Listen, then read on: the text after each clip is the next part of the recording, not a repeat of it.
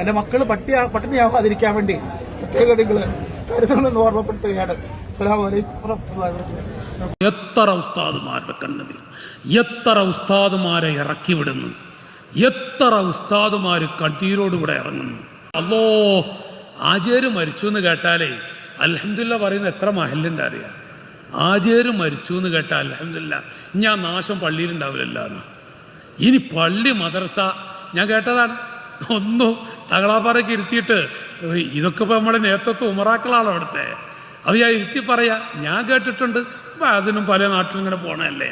അപ്പോൾ കേൾക്കും ആളും മരിച്ചു അൽഹംദുലില്ലാ നമ്മളെ പള്ളിയും രക്ഷപ്പെട്ടു, മദ്രസയും രക്ഷപ്പെട്ടു. എന്താന്നറിയ നിങ്ങൾ? അപ്പം എന്താ മുസീബത്ത്? പള്ളിയിൽ നിന്ന് എഴുന്നേൽക്കൂല എന്നാ പള്ളിയിലുള്ള മുസീബത്ത് മുഴുവൻ അയാൾക്കുണ്ടായിരിക്കും. നാവടക്കി എത്ര ഉസ്താദുമാരുടെ കണ്ണതി, എത്ര ഉസ്താദുമാരെ ഇറക്കി വിടുന്നു, എത്ര ഉസ്താദുമാർ കണ്ണീരോടുകൂടെ ഇറങ്ങുന്നു. അതൊക്കെ ചില ആളുകളൊക്കെ ഉണ്ട്. ഒന്നുമില്ല, ഇപ്പം നമ്മുടെ നാടുകളിങ്ങനെ ഒരു ചെറിയ പുതിയ യുഗം. അതുപോലെ ഞാൻ കുറ്റപ്പെടുത്തുന്നില്ല. തെറ്റുണ്ടെങ്കിൽ ഹക്കുണ്ടെങ്കിൽ അത് ചെയ്യാം. അല്ലെങ്കിൽ ഒന്നുമില്ലേ, ഒരു കൊല്ലായി ഇനി പിന്നെ എന്തിനാ കുറച്ചെണ്ണം ഇറക്കി വിടുക തന്നെ. ഒന്നുമില്ല, അടക്കി പിരിച്ചുവിടാം. ഉസ്താദന്മാരൊക്കെ പിരിച്ചുവിടാം, അടക്കി പിരിച്ചുവിടാം. എന്താ വെച്ചാൽ ഒന്നുമില്ല, ഒരു മാറ്റം. അത് ചിലപ്പോൾ പുറത്ത് പറയുന്നതാവില്ല കേട്ടാ. ഉള്ളിൽ പണിയെടുക്കാത്ത ഉസ്താദന്മാരുണ്ടാവും, അധ്വാനിക്കാത്തവര്. അവർ നോക്കൂല, പള്ളി നോക്കൂല, മദ്രസ നോക്കൂല, ലീവോട് ലീവ്, അവരങ്ങ് അടക്കിയേക്കാരാ. അപ്പം അത് കമ്മിറ്റിക്കാർ ശ്രദ്ധിച്ചേ പറ്റും. ഉത്തരവാദിത്തമാണത്. അതിന് പിന്നെ പിച്ചുമയി പറഞ്ഞ കാര്യമൊന്നും ഉണ്ടാവില്ല. അത് അങ്ങനെ ഉണ്ടല്ല, വല്ലാത്തൊരു വിഷയം. ഇബ്രാഹിം അദ്ഹം റളിയല്ലാഹു അൻഹു ചൊല്ലി ഉറക്കെ ചൊല്ലി. ഇബ്രാഹിം അദ്ഹം റളിയല്ലാഹു അൻഹു, ബഹുമാനപ്പെട്ടവര് ഒരു സ്ഥലത്തിരുന്നൊരു കഥ നമുക്ക് പറയാറുണ്ട്. ഞാനിപ്പോൾ ചരിത്രങ്ങളിലേക്ക് പോകാൻ സമയമല്ല, കാരണം ഈ വിഷയം കുറച്ച് പറയാനുണ്ട്. 9:45 നമുക്ക് ദ്വാടയ്ക്ക് നിർത്തി പോകും വേണം. അപ്പോൾ ഞാൻ ഇവിടെ പറയുന്നത് ഇബ്രാഹിം അദ്ഹം റളിയല്ലാഹു തആല അൻഹു, ബഹുമാനപ്പെട്ടവർ ഒരു സ്ഥലത്ത് നല്ല ക്ഷീണിച്ച് പഠിച്ചു കിടന്നു പള്ളിയുടെ മൂലയിൽ, അകത്തെ പള്ളിയിൽ. അപ്പോൾ ഇശാ നിസ്കാരം കഴിഞ്ഞു. മൊല്ലാക്ക വന്നിട്ട് പള്ളിയിലെ നമ്മളെ മുക്രിക്ക വന്നിട്ട് പറഞ്ഞു പള്ളി അടക്കാനായിട്ടുണ്ട്. അപ്പോൾ ബഹുമാനപ്പെട്ടവർ പറഞ്ഞു നല്ല പനിയാണ്, നടക്കാൻ വയ്യ. അപ്പോൾ മൊല്ലാക്ക പറഞ്ഞു കമ്മിറ്റിക്കാരെ ഏൽപ്പിച്ചിട്ടുണ്ട്, ഇശ നിസ്കാരം കഴിഞ്ഞാൽ പള്ളി പൂട്ടണമെന്ന്. അപ്പോൾ എന്നായിക്കോട്ടെ മോനെ എന്ന് പറഞ്ഞ് ഈ മഹാൻ പുറത്തു പോയി കിടന്നു. അപ്പോൾ ഈ ആൾ വന്നിട്ട് പറഞ്ഞു മൊല്ലാക്ക ഗേറ്റും പൂട്ടണം എന്ന് പറഞ്ഞിട്ടുണ്ട്, ഗേറ്റും പൂട്ടണമെന്ന്. അപ്പോൾ നിങ്ങൾ ആലോചിച്ച് നോക്കി നിങ്ങൾ. അപ്പോൾ അവിടുന്ന് അല്ലോ ബഹുമാനപ്പെട്ടവർ ഗേറ്റിൻ്റെ പുറത്തു പോയി കിടന്നു. അങ്ങനെ രാത്രിയുടെ പകുതി കഴിഞ്ഞപ്പോൾ അവിടുന്ന് ക്ഷീണം വിട്ടു, എഴുന്നേറ്റു. അപ്പോൾ പ്രായം ചെന്നൊരു മനുഷ്യനിങ്ങനെ പറമ്പിൽ കൊത്തുന്നുണ്ട്.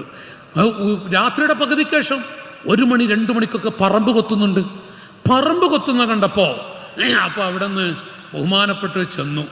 ആ പ്രായം ചെന്ന വൃദ്ധനായ മനുഷ്യൻ്റെ അരികിൽ ചെന്ന് അസ്സലാമു അലൈക്കും എന്ന്. അയാൾ വലൈക്കും സലാം മടക്കി. ഒന്നുമില്ല, അയാളുടെ ഡ്യൂട്ടി അവിടെ കൊത്തുന്നു. കുറേ കഴിഞ്ഞപ്പോൾ ഒന്ന് തിരിഞ്ഞു നോക്കി, പിന്നെ അവിടെ ആൾ കൊത്തി. അതിനാളുടെ ഡ്യൂട്ടി സമയം കഴിഞ്ഞപ്പോൾ ആ സാധു മനുഷ്യൻ ഇയാളെ മോനെ, ഈ ചെറുപ്പം ഇബ്രാഹിം അദ്ഹം തങ്ങളുടെ കൈ പിടിച്ചിട്ട് മോൻ എവിടെയാണ്, മോൻ്റെ പേരെന്താണ്, നിങ്ങളെവിടുന്നാണ് വരുന്നത്? അപ്പോൾ ഇബ്രാഹിം അദ്ഹം നിങ്ങൾ ചോദിച്ചു, നിങ്ങൾ എത്ര സമയമായി ഇതുവരെ എന്നോടും മുണ്ടിയിലല്ല.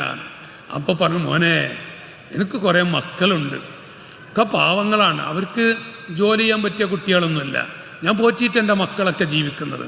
അപ്പോൾ വയസ്സായതുകൊണ്ട് ജോലി ആരും എനിക്ക് തരൂല, അപ്പം എനിക്ക് കുട്ടികളെ പോറ്റണമല്ല. അപ്പോൾ ഈ തോട്ടത്തിൻ്റെ ഉടമ എനിക്കൊരു ജോലി തന്നു. അപ്പോൾ ജോലി ഇന്ന സമയം മുതൽ ഇന്ന സമയം വരെ ടൈം തന്നിട്ടുണ്ട്. അപ്പോൾ ആ സമയം വരെ, അപ്പോൾ അതിൻ്റെ ഇടയിൽ മോനോട് ഞാൻ സംസാരിച്ച ഇന്ന് കിട്ടുന്ന കൂലി എനിക്ക് ഹലാലാവൂല മോനെ, അവൻ്റെ മക്കൾക്ക് ചോറ് കൊടുക്കാൻ പറ്റൂല. അപ്പോൾ ഇബ്രാഹിം അദ്ഹം തങ്ങൾ പഠിച്ചവനെ, ഇത് വല്ലാത്തൊരാളുടെ അരികിലാണ് എത്തിപ്പെട്ടെ. അവിടെ ചോദിച്ചു നിങ്ങൾ ഇടയ്ക്കൊന്നും നിങ്ങൾ തിരിഞ്ഞു നോക്കിയാലോ. അപ്പോൾ ഒരു സലാം പറച്ചിലൊക്കെ ഞാൻ കേട്ടു. അപ്പോൾ ഞാൻ മോനെ തിരിഞ്ഞു നോക്കിയത് അസ്രായേലിൻ്റെ ആണോ, എൻ്റെ പിടിക്കാൻ വന്നാണോ, ഞങ്ങൾ നോക്കിയതാണ്. അപ്പോൾ അവിടുന്ന് ചോദിച്ചു ഇബ്രാഹിം അദ്ഹം അങ്ങക്ക് നിങ്ങൾക്ക് എത്ര കൂലി ശമ്പളം എത്ര വെച്ചു? മോനെ എനിക്ക് 2 ദീനാറ് കിട്ടുന്നാറ്. നിങ്ങളെന്താ ചെയ്യുക വെച്ചു.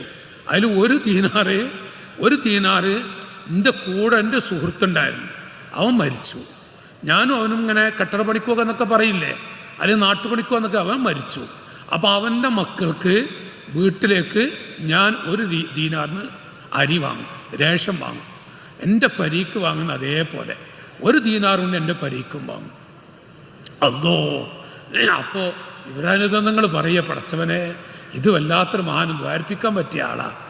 അപ്പോൾ മഹാനോട് ചോദിച്ചു, നിങ്ങൾ നമുക്ക് ദ്വാരക്കണം കേട്ടാ, നിങ്ങൾ എന്തെങ്കിലും കാര്യം റബ്ബിനോട് ചോദിച്ചിട്ട് അള്ളാഹു സ്വീകരിക്കാതിട്ടുണ്ടോ ചോദിച്ചു.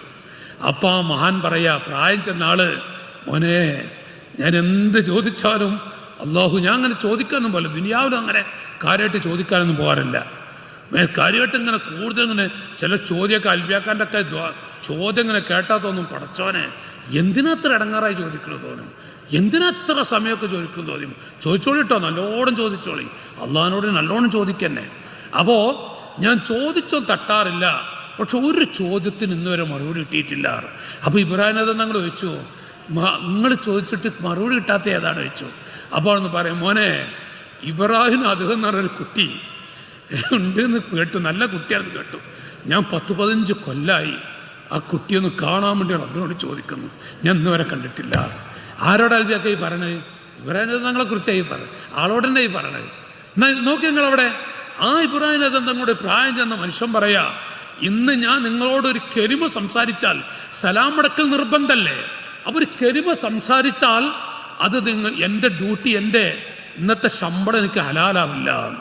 അപ്പം അതുപോലെ കുറേ ജോലി ഏറ്റിട്ട് ജോലി ചെയ്യാതെ മദ്രസയും പള്ളിയൊക്കെ എത്രയോ രൂപത്തിൽ നിനക്ക് അങ്ങനെ അതല്ല, നമുക്ക് പരാതിയില്ല. അത് ആ വിഷയത്തിൽ നിയന്ത്രിക്കേണ്ട കമ്മിറ്റിക്കാർ തന്നെയാണ്. നേരെ മറിച്ച് ഒരു ചേഞ്ചിങ്, ഒരു ബെടക്ക് പിടിച്ച ചില വാക്കുകളുണ്ട്. ഇപ്പോൾ ചേഞ്ചിങ് നേരണ്ട് ഒരു വർക്കത്തും ഉണ്ടാവില്ല ആ മഹല്ലൊന്നും. നിങ്ങൾ ആലോചിച്ച് നോക്കി, നിങ്ങൾ 10-20 കൊല്ലമായ ഉസ്താദുമാർ ഒരു മഹല്ലിൽ 20 കൊല്ലം 22 കൊല്ലമൊക്കെ എന്തൊക്കെ ഇപ്പോൾ റാക്കോട് നോക്കി നമ്മളെ മദൻ ഉസ്താദൊക്കെ അതാ 25-28 കൊല്ലമായിട്ടുണ്ട്. ഇന്നും ദർസ് അവിടുത്തെ ഒരു ഐശ്വര്യവും മറ്റൊക്കെ മറ്റു മഹല്ലുകൾ കാണുന്നത് നിങ്ങൾ ആലോചിച്ച് നോക്കി. ആ ഐശ്വര്യങ്ങൾ പറയും. അപ്പോൾ എത്ര വർഷം ഒരു ഉസ്താദ് ഒരു മഹലിൽ നിൽക്കുന്നുണ്ടോ വലിയ ബറക്കത്തായിരിക്കും, ശ്രദ്ധിക്കുന്നവരാണെങ്കിൽ. മഹല്ലും കാര്യമൊക്കെ ശ്രദ്ധിക്കുന്നവരാണെങ്കിൽ. അല്ല, ശ്രദ്ധിക്കാത്തവരാണെങ്കിൽ അത് വേറെ വിഷയം, ആ വിഷയത്തിൽ നമ്മൾ ഇടപെടുന്നില്ല. പക്ഷേ ഞാനിവിടെ പറഞ്ഞു വരുന്നത്, യംബഗി സവാഉൻ കാന ഫീ ദീനിഹി ഔ ബദരിഹി ഔ നഫ്സിഹി ഔ ഖൽഖിഹി ഔ ഖുലുഖിഹി സവാഉൻ കാന ഫീ ദീനിഹി, ദീനിൽ ഒരു മനുഷ്യന്റെ ദീനെക്കുറിച്ച് നിസ്കാരമല്ല, അല്ലെങ്കിൽ വളരെ മോശ, ഇബാദത്ത് വളരെ കുറവാണ്, ആർക്കാ പിന്നെ കൂടുതലുള്ളത്? അല്ല, നമ്മുടെ നാവ് കൊണ്ട് ഈ ഇരിക്കുന്ന കൂട്ടത്തിൽ ഞാനടക്കം നമ്മളൊക്കെ ചിന്തിക്കുക. അബ്ബാസ്വലരെ നമ്മളൊക്കെ ചിന്തിച്ചു നോക്കുക, നമ്മുടെ ജീവിതത്തിൽ എപ്പോഴെങ്കിലും ഒരാളെക്കുറിച്ച് അയാൾ ഇബാദത്ത് കുറഞ്ഞ ആൾ പറഞ്ഞിട്ടുണ്ടെങ്കിൽ നമ്മൾ എത്ര ഇബാദത്തുള്ള ആളാണ്? നമ്മളെക്കുറിച്ച് ചിന്തിച്ചിട്ടുണ്ട്? നമ്മളെ ഹാലെന്താണ് പടച്ചവരെ? അപ്പോൾ ഒരാളെക്കുറിച്ച് ഇബാദത്ത് കുറഞ്ഞ ആളെന്ന് പറയാൻ പറ്റൂല. മാത്രമല്ല ഔ ബദനിഹി, ആ മനുഷ്യ ശരീരത്തെക്കുറിച്ച്, ഔ നഫ്സിഹി, ഇതൊക്കെ വിവരിക്കുന്നുണ്ട്. വഅമ്മദ്ദീൻ, മഹാന്മാർ നമ്മുടെ വകയല്ല വിശദീകരിക്കുന്നു മഹാന്മാർ. ദീന് കുറവാന്ന് പറഞ്ഞാൽ അത് എങ്ങനെ പറയാറുള്ളത്? ഫഖൗലിക സാരിഖുൻ, അവൻ കള്ളനാണ്, ഖായിനുൻ, ചതിയനാണ്, ലാലിമുൻ, അക്രമിയാണ്, മുത്തഹാവിനും ബിസ്സലാ, നിസ്കാരത്തിൽ ഒരു നോട്ട ശ്രദ്ധയില്ലാത്തവരാണ്, മുത്തസാഹിറുൻ ഫിൻ നജാസാത്ത്, നജസും മറ്റൊന്നും ഒരു ശ്രദ്ധിക്കാത്ത ആളാണ്, ലൈസ ബാറം ബിവാലിദൈ, മാതാപിതാക്കളെ സ്നേഹിക്കാത്തവനാണ്, മാതാപിതാക്കൾക്ക് ഗുണം ചെയ്യാത്തവരാണ് എന്ന് പറയാൻ അള്ളാഹു നമ്മെ ഏൽപ്പിച്ചിട്ടുണ്ട്. ഒരു ചെറുപ്പക്കാരനെ കുറിച്ച് അവൻ മാതാപിതാക്കളെ സ്നേഹിക്കാത്തവനാണെന്ന് അള്ളാഹ് നമ്മൾ ഏൽപ്പിച്ചിട്ടുണ്ട്. നിങ്ങൾ പറയും പറ്റൂലെന്നാ പറയണത്. ലൈസ ബാറൻ ഫി വാലിദി, നഊദു ബില്ലാഹ്, ലൈസ ബാറൻ ബിവാലിദൈ, ഖലീലുൽ അദബി, അദബില്ലാത്തൻ, ഛേ അദബ് കെട്ടവനാണ്, ഒരൊറ്റ കുട്ടിയെ ഉസ്താദുമാർക്ക് ശിഷ്യന്മാരായി പറയാം. അത് തഅലീമിന്റെ ഭാഗത്ത്, അത് തദ്രീബ് എന്നൊക്കെ പറയും. അത് പഠിപ്പിക്കാൻ അദബില്ല, ഉമ്മാക്കുപ്പാക്കും പറയാം. കുട്ടി അദബില്ല. എന്തിനാ വെച്ചാല് ഒരിക്കലും ഉമ്മ വിചാരിക്കൂല എൻ്റെ കുട്ടി അദബ് കെട്ടവനായി മരിക്കണം, ഒരു ഉപ്പയും വിചാരിക്കൂല. അപ്പൊ അവര് പറയുന്നത് എൻ്റെ മോനക്ക് അദബുണ്ടാവണം, അതിന് വേണ്ടിയാണ്. പക്ഷെ നാട്ടുകാർ അതിനെ ഏൽപ്പിച്ചിട്ടില്ല. നമ്മൾ ഒരാളെ കുറിച്ച്, ഒരു കുട്ടിയെക്കുറിച്ച്, നാട്ടിലൂടെ നടക്കുന്ന ഒരു ചെറുപ്പക്കാരനായ മോനെക്കുറിച്ചും ബെടക്കാണ്, അവർ ബെടക്ക് മക്കളാണ്, കുറേ ബെടക്ക് മക്കളുണ്ട്, ആരപ്പത്ര നല്ലവര്. ചില ആളുകളൊക്കെ പറയും ആരവയിലൂടെ അങ്ങനെ പോയാൽ കുറച്ച് ബെടക്ക് മക്കള്, അല്ലെങ്കിൽ ഗൂഡല്ലൂർ കൂടെ പോയാൽ അങ്ങനെ കുറച്ച് ബെടക്ക് മക്കള്, അതിലേക്ക് കുന്നംകുളത്ത് കൂടെ ഇങ്ങനെ പോയാൽ കുറച്ച് ബെടക്ക് മക്കള്. ആരപ്പ നമ്മൾ ഏൽപ്പിച്ചിട്ടുള്ളതിന് ബെടക്ക് പറയാൻ? നമ്മൾ അല്ലാഹു പടച്ച അവന്റെ അടിമകൾ അല്ലാഹുവിന്റെ അടിമകളാണ്. അല്ലാഹുവാണ് അവരെ പടച്ചത്. അവര് മോശമാണെന്ന് പറയാൻ, അവൾ മോശമാണെന്ന് പറയാൻ, ബെടക്ക് പിടിച്ച മക്കളാണെന്ന് പറയാൻ മനുഷ്യ അല്ലാഹു നമ്മെ ഏൽപ്പിച്ചിട്ടില്ല. നേരെ മറിച്ച് നമ്മെ ഏൽപ്പിച്ചിട്ടുള്ളത് പടച്ചവരെ പ്രസരിപ്പ് കാലമാണ്. ആ കുട്ടികൾക്ക് നല്ല ബുദ്ധി കൊടുക്കണേ അല്ലാ, ആ മക്കൾക്ക് നല്ല മനസ്സ് കൊടുക്കണേ അല്ലാ, ആ മക്കൾക്ക് നല്ല സ്വഭാവം, ആ മക്കൾക്ക് നല്ല ഭാവി കൊടുക്കണം, കുട്ടികൾക്ക് വേണ്ടി ദുആ ചെയ്യണം. ഇതാണ് ദീൻ പഠിപ്പിച്ചിട്ടുള്ളത്. അതുകൊണ്ട് തന്നെ വഅമ്മദ്ദീൻ മുതസാഹിറുൻ ഫിൻ നജാസാത്ത് ലൈസ മാറൻ ബിവാലിദൈ ഖലീലുൽ അദബി അതുവല്ല ലാ യലഉ സക്കാ മവാദിഅഹ. സക്കാത്ത് കൊടുക്കൂലേ? അല്ലേ, മുതലാളിയാണത്രേ, സക്കാത്ത് കൊടുക്കൂലേ? ഒരു മുതലാളെ കുറിച്ച് പറഞ്ഞാൽ പോയി പൊരുത്തപ്പിടിക്കണം നമ്മളവിടെ പോയിട്ട്. കാരണം അത് സക്കാത്ത് കൊടുക്കൂലേ എന്നിങ്ങനെ പറഞ്ഞിടക്കാൻ നമ്മളേൽപ്പിച്ചിട്ടില്ലല്ല. വല്ലാത്തൊരു വിഷയമാണ്. അല്ലാഹു നമ്മളൊക്കെ കാക്കട്ടെ.